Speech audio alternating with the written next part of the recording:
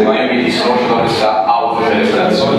Noi in un anno e mezzo abbiamo fatto nella commissione manutenzione stradale un'unica cosa, cercare di sottrarre da questi 600.000 euro un qualcosina per le strade secondarie di nostra pertinenza.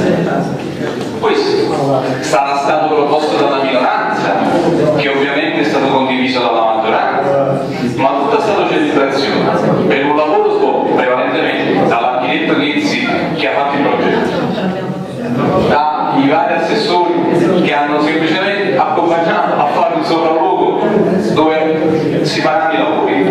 Io tutta questa autocelebrazione sul lavoro di mole svolto da questa commissione non ce l'ho io proprio.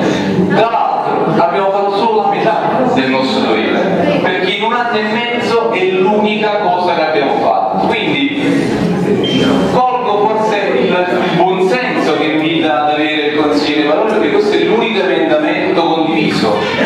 E certo, sì, aveva il buonsenso, era trasversale, come tutte le cose trasversali non appartengono a nessuna ideologia e quindi viene approvato.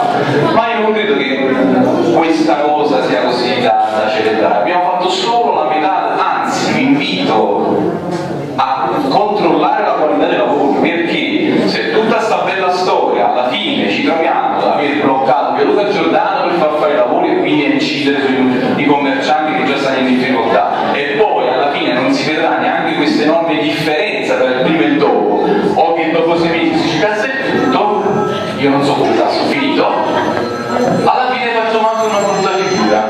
E chiaramente, voglio dire, cerchiamo di io ho chiesto in commissione di fare i sopralluoghi con i tecnici, sono sicuro che molti tra maggioranza e minoranza faranno i controlli. Grazie.